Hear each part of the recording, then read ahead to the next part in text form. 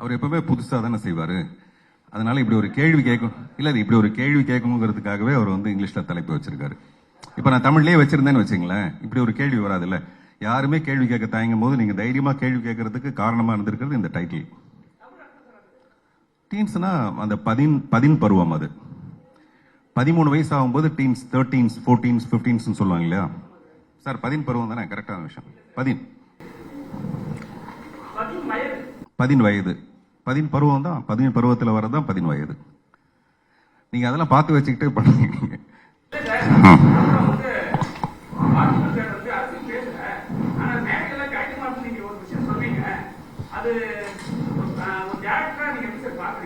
எதை